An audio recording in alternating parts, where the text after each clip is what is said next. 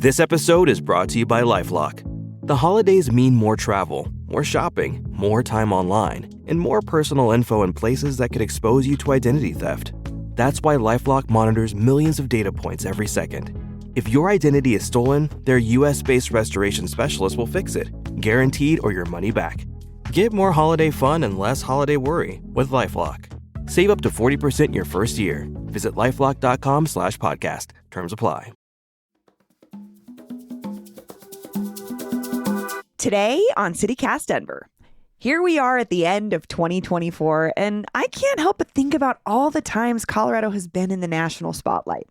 Whether it's for hilarious, cringy, or downright tragic reasons, it always feels weird to have all eyes on us. Today, we're bringing back a conversation with a couple of our favorite guests, where we talked about Colorado's biggest viral moments of all time and what they say about us, if anything. And just a warning, some of these moments touch on mature themes. Today is Monday, December 23rd. I'm Bree Davies, and here's what Denver's talking about.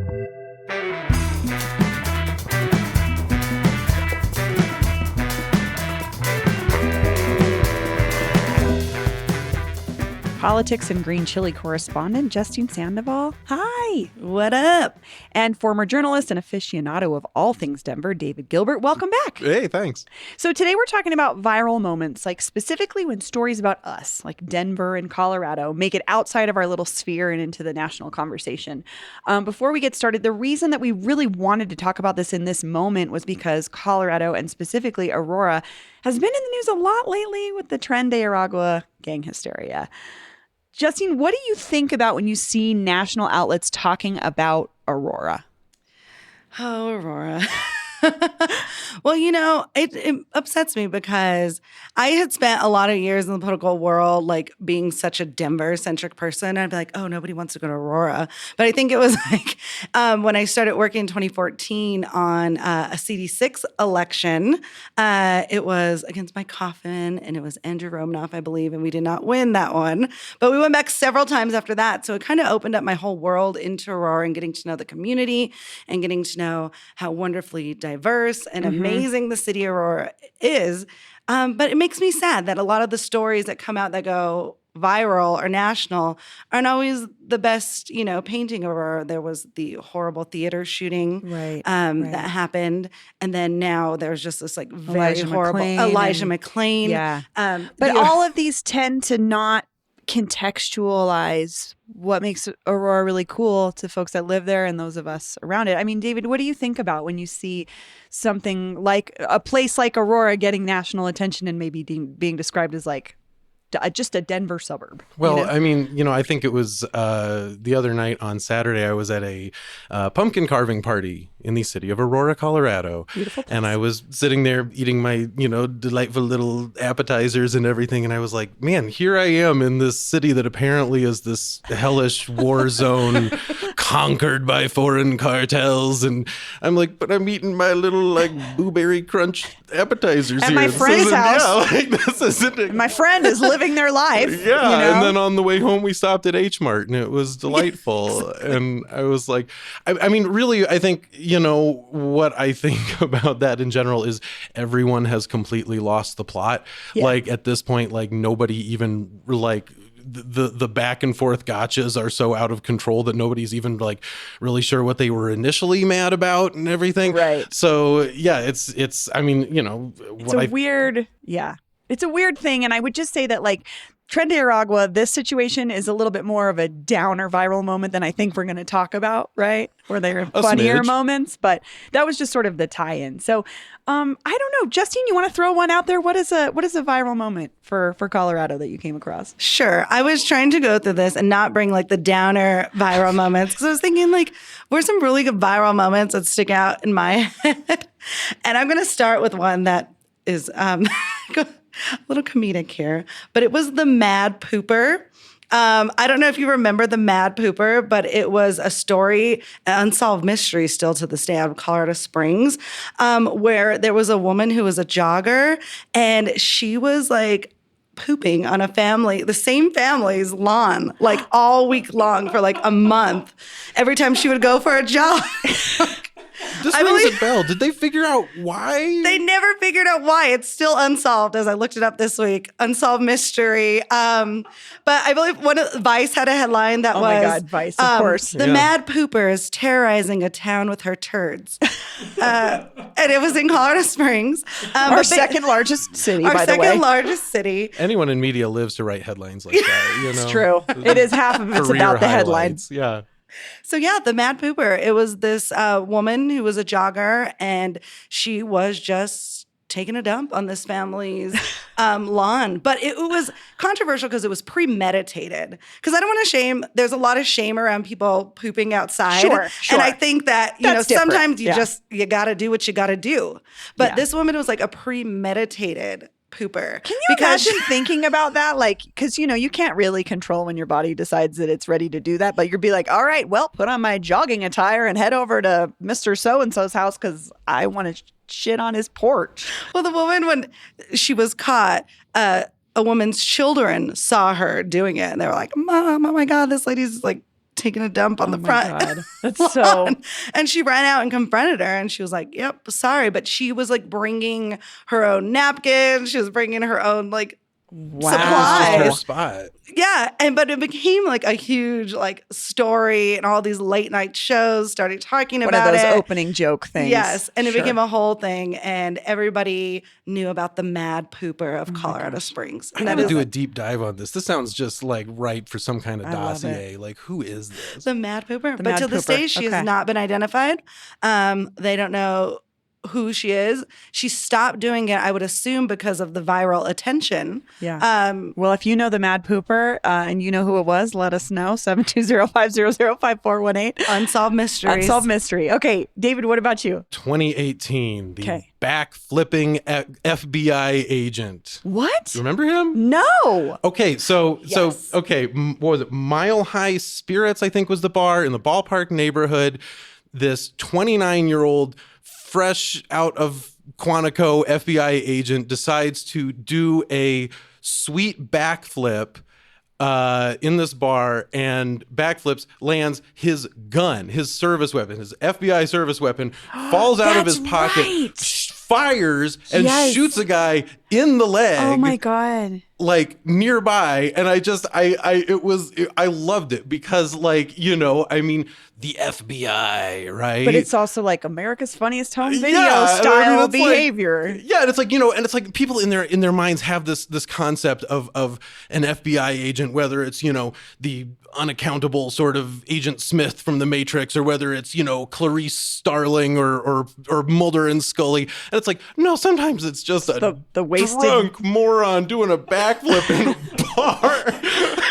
And there we are, Colorado, making national news. Yeah, and it's like so you're picturing in your head, you're picturing like, whether it's the best or the worst of God. American law enforcement. It's like, no, it's just some backflipping 29-year-old. Yeah. When they said it was Mile High Spirits for that story, I was like, oh, makes sense. I've Yeah, been to that right? bar before. Sounds like the clientele. I actually had to kind of look. I had to do a little digging to find out the name of the bar because it was so widely reported. It was just a Denver bar in so many of the Denver stories. bar. He started doing a little up rock. He started doing his like breakdancing move, and then he was like, Just popped and gonna locked finish it it and with a backflip. Popped it off. This is another one I think Accidentally. that's right maybe for a follow-up, because the stories that I saw, he pleaded guilty to, I can't even, reckless endangerment or something. But it was like, the stories were like, it is unclear whether he remains employed by the FBI. Oh my gosh. Okay, I'm going to go with the Balloon Boy hoax. Honestly, when I was researching this, I thought it was way earlier than it was, but it was 2009, so it's pre the kind of virality we know today. But what was really interesting was this happened in 2009. So this family claimed that their son was inside this homemade weather balloon, and NPR says news media helicopters tracked the balloon. The National Guard sent another 2 helicopters in a rescue attempt. DIA was temporarily closed, because they were trying to track down this balloon. Turns out the kid was in the attic and hiding from his parents. But these parents got charged. I don't know what they got charged with exactly, but they did a little jail time and had to pay restitution. And interestingly enough, in 2020, Governor Polis pardoned them. And I just thought, follow-up. I mean, this is interesting to me, David. You have 2 little boys. I do. Can you, would you imagine? I mean, I just can't imagine thinking about this and like, I don't know what their actual intentions were, but if my kid was potentially in a balloon in the sky, terrifying. Well, do you remember sort of like, I remember kind of doing a bit of a dive on this guy because like the dad, was it Richard Heaney? Yes. Yeah. Okay. So like he was this like reality TV obsessed guy who like just had this fixation on like my family is my vehicle to fame and fortune. And like before and since Balloon Boy, he like had all these like weird, obnoxious like music videos starring his kids, like saying and doing things that are like kind of beyond their age and like just kind of a real creep, just kind of up and down. Trying to exploit his family. Yeah. And actually, I'm really glad you brought that up because that's what the Larimer County Sheriff said at the time. There is absolutely no doubt in our minds that this was a hoax. It was a publicity stunt done in the hopes of better maneuvering themselves for a reality TV show. They were on reality television show. That's why this whole thing pissed me. It still makes me mad to this day. It pissed me off. But they were on Wife Swap before then. No. And I remember I didn't like him at all on Wife Swap. And then this happened and it was like an attempt to further their reality television These career. poor kids, they had 3 kids. Yeah, I mean, if you ever like really want to like disturb yourself, like go look up everything else that guy ever made, all his weird music videos and Harebrained inventions. scheme dads are already, And when they rope the kids in, like, so bad. Justine, give us another one. Okay. This is actually one of my favorite stories of all time in Colorado. And it is Ted Haggard and Mike Jones. Oh, Ted Haggard. Tell us about Ted Haggard. Okay. Ted Haggard and Mike Jones. This happened, I think, in 2006. But Mike Jones was... Oh, so let's start with who Ted Haggard was. And it still is, but Ted Haggard was the pastor for New Life Church in Colorado Springs, which was a huge evangelical church. And he was all over the media, really popular nationally. But at that time in 2006, he was openly speaking out against gay marriage and homosexuality. Anti-gay. Yes. And his church was a leader nationally in this homophobia. Well, it turns out that a man named Mike Jones, who was a male prostitute and a masseuse, came out when he heard Ted Haggard saying all these things and said, I've been having sex with Ted Haggard and doing meth with him for 3 years. I forgot about and that. he was coming up from Colorado Springs to Denver. There's a good Colorado Springs connection. He was coming up to Denver to have sex and do drugs with Mike Jones. And so Mike Jones exposed him for this, and it became this national story highlighting the hypocrisy of these churches. And, I think Colorado Springs kind of fallen out from being totally like the epicenter of the mega for, like, churches. the focus on the family. Focus on the family. Springs is it was shifting. moving farther away from that as its main reputation. Totally. This time was like the peak of that. So this whole scandal that went down was huge news. It brought down Ted Haggard. He went through all of these other issues. A lot of people were defending him at first, like the James Dobbs of the world and stuff, but it eventually came out that it was true and that there was actually a voicemail of him asking Mike Jones for drugs. And so, that went down. My favorite ending to this story was years later, Mike Jones wrote a musical about the situation, and he made this musical that was like really popular in the cabaret scene. But is it? Have you seen it? No, I haven't seen it, but it's like one of those things I'm really interested in that would like to see, and I want to know more about the Mike Jones musical. But Mike Jones to me was a hero in all of this, and it really called out that hypocrisy. And it was like, this is like the end of the Bush era and everything too. So I had a friend who this was her pastor. It's really yeah. She had already left the church, but it was like.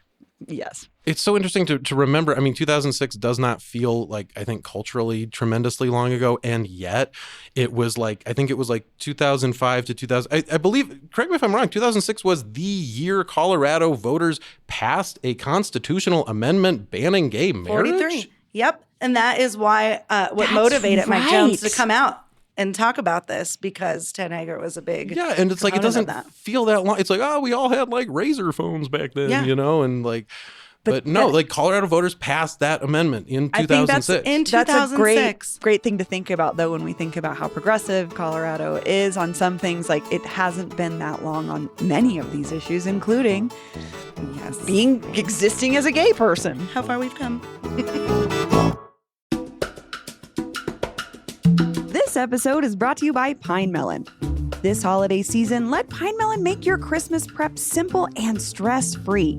From fresh local ingredients to holiday staples like lamb racks and ham, they've got everything you need to create a memorable feast. Avoid the holiday rush and enjoy the convenience of grocery delivery right to your door. With over 200 local farmers, ranchers, and producers across Colorado, Pine Melon delivers high-quality meats, fresh produce, baked goods, pantry staples, and more straight to your door. Skip the crowded stores and let Pine Melon handle the hard part. No subscriptions required, just same-day delivery in a 2-hour window within Denver and Boulder. Enjoy the convenience of grocery delivery with Pine Melon. And don't forget the code CityCastDenver to get $35 off your first order of $75 or more. Just go to pinemelon.com to make your order today. That's pinemelon.com. Run a restaurant and you learn pretty quick. The sound of a crisp fry starts way before the first bite. As delivery and to-go keeps business booming, Order for pickup. McCain's SureCrisp fries keep orders crispy. Hey, delivery. After the trip, the crispiness comes through. McCain's SureCrisp fries. Go the distance. See how far our fries can take your business at surecrisp.com/delivery. David, what do you got? Do you remember 2019? It's interesting. We're digging back a lot of pre-pandemic stuff. Do you remember the Fresh Prince of Denver? Oh my God, that was on my list. Real estate agents. That was on my list. Oh my God, I couldn't even. Denver. Yo home to Denver. I was trying to research and I couldn't even bring myself to watch it again. It was just We will too play bad. a clip of this for our listeners because it is so cringy. Like, you want to pull away from your computer or your phone and just like. Oh, it's radioactive. Now, this is a story all about how we turn the real estate market upside down. And we'd like to take a moment, just sit right there. We'll tell you how we sell the homes in a town called Denver. So this group of realtors had made this video where they took the Fresh Prince of Bel-Air song and changed it into Denver references about essentially gentrifying Denver. It wasn't just like it was so blatantly. It was just so blatant. And I was thinking about it because one of the opening scenes is in the Little Man ice cream milk can on the north side. And Little Man had to come out and make an official statement and say, we did not approve of this. Not only did we not approve of this, they tricked one of our employees into letting them come to film this. And I thought, oh man, I felt for Little Man in that moment because I was like, you don't want to be attached to this thing. I think luckily it didn't really do much for them, but it really brought the city together because everybody hated it. Oh, just hated it so much. Like, Justine, what about that video though was so cringy? Like, how do you describe what it felt like to see that? First of all, it was dorky AF to the point where I was like, oh my God, I wanted to bully people, which essentially everyone did. I was going to say. That was everyone's reaction. Kyle Clark was very strategic. He did presented without comment. Yes. Which was incredible on his Kyle part. was like, oh, Lord, I want to take this one on. My friend's son was like, he's still the manager, but he was working for Little Man at the time. And I called him like, did you let this happen? He's like, I swear to God, it wasn't us. And so Little Man actually came out as the hero and everyone was like, poor Little Man got tricked into this. I just think the reaction, it's annoying. The whole situation was annoying because this was like a low-high group too, which was like a whole other controversy of like, we're the low-high real estate people. But it's just that kind of like, I think the tension at that time really had a lot of people on edge about gentrification and how like just gross in your face it was. Because I think we've had this discussion here many times. Cities change, neighborhoods change, development comes in. That's just something that we have to a growing pain we have to deal with. And I've had my share of growing pains as someone who was born and raised in the city. But that was just kind of like a in your face type of F you. And we were just like, all right. Yeah, it always reminds me of who was in the room and who was contributing to this conversation. Because nobody said, oh, you guys, I don't know, man. This seems like maybe not the right thing. My friend who's been a realtor for 20 years, I remember when it came out, she goes, that thing's been out there for 2 weeks. I can't believe it took that long for people to find it. And I was like, so it'd been circulating sort of more in the realtor world before we got a hold of it. But Interesting. oh, well, okay, Justine, what do you got? So my last one, of course, is a bummer, but I couldn't help but mention this one because to me, this is probably the most viral moment, but it was the Columbine shooting in 1999. I was at Baker Middle School in 7th grade, but that just moment really set off. There had been mass shootings already that had never been categorized as that across the country years before. But that moment forever like changed the entire narrative around like mass shootings. The idea of like what the shooters were wearing became a whole thing, like trench coat mafia stuff, video games. The first time, like it was a big time in the US where like it was Marilyn Manson, it was video games, it was this, it was that. And it always comes back when they still talk about mass shootings, you always come back to Columbine. That's this is a really interesting one to me because you make a great point in that this is not the first school shooting, but this is something that took it to another level to where it was forever connected to Colorado. Yeah. You think of a school shooting, you think of Colorado. Yeah. I think it was the largest mass shooting until in school until Parkland. And still Columbine, the conversation around Columbine and school shootings overshadows any other school shooting. And the reverberation throughout popular culture, too, I think Bill O'Reilly had Marilyn Manson on to explain why his music, why he thought his music was promoting this kind of behavior because, Marilyn Manson's bandmates, they all have names named after serial killers. And that's where it really struck close to home for me in that, like, I grew up in this era. So Columbine happened my freshman year in college.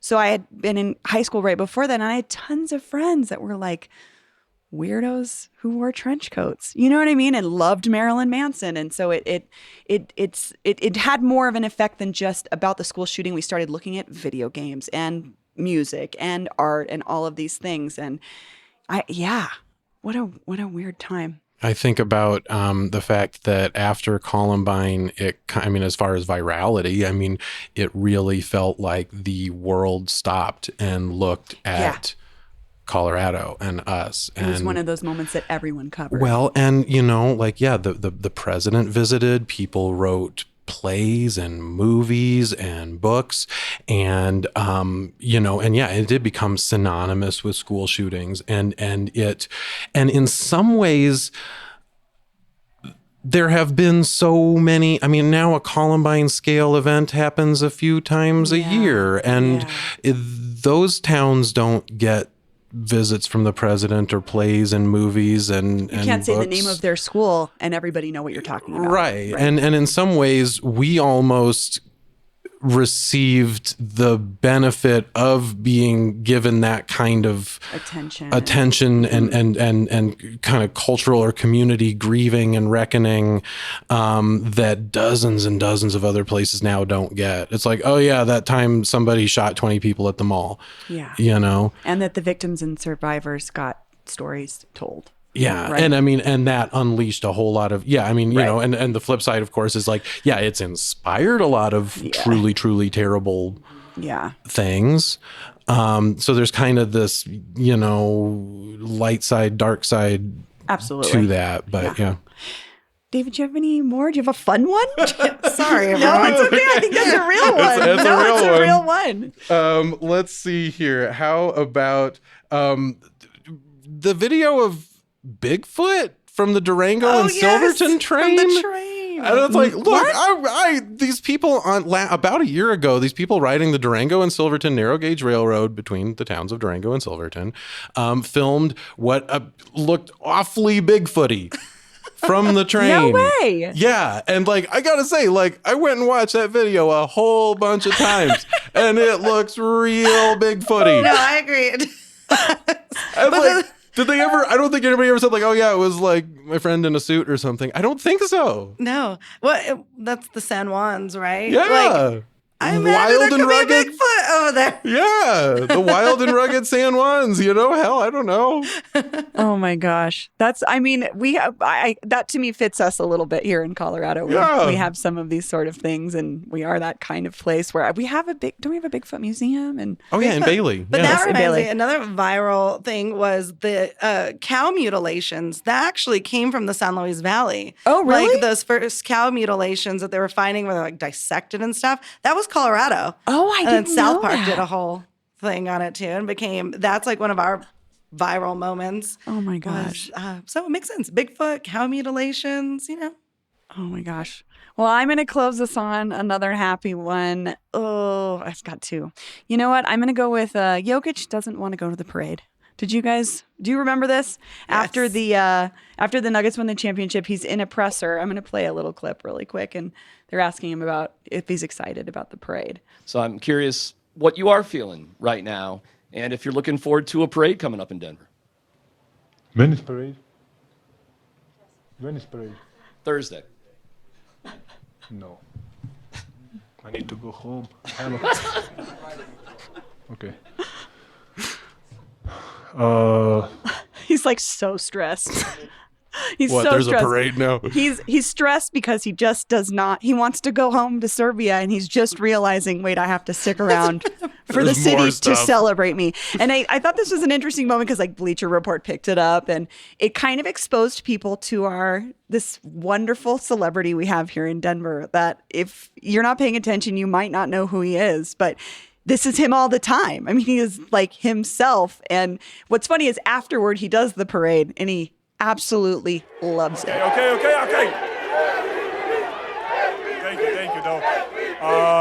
You know that I told that I don't want to stay on parade, but I fucking want to stay on parade. This is the best fucking life. Yeah, this is amazing. And so I loved it because it felt like I was like, this is our guy. This is our guy. It's relatable, isn't Yes. it? It's like, wait, seriously, the pizza party at work is mandatory? Yeah, I just want to go home after the holiday break. I did what I was supposed to do. Yeah. That's kind of how he approaches basketball too, is I did what I needed to do. Now can I go home and be with my horses? So one of my favorite things to cheer myself up with is I'll go on TikTok and put like in Jokic hates basketball.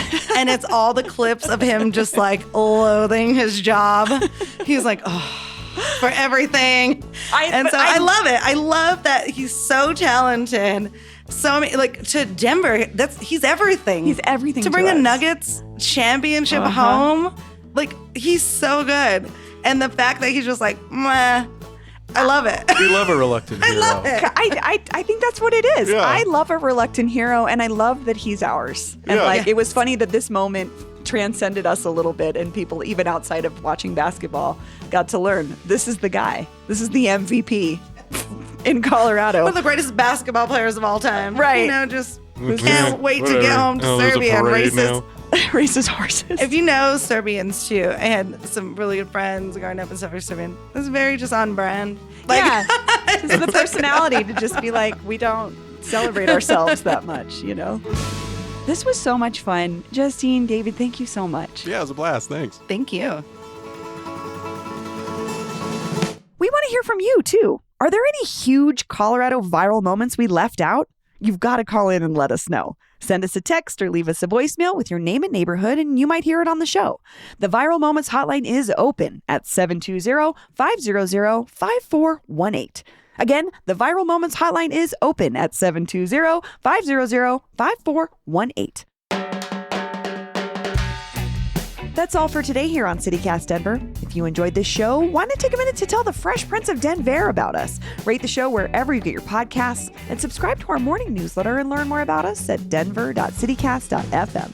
We're taking some time off for the holidays, but we'll be back on Thursday with a closer look at the dating scene in Denver. See you then.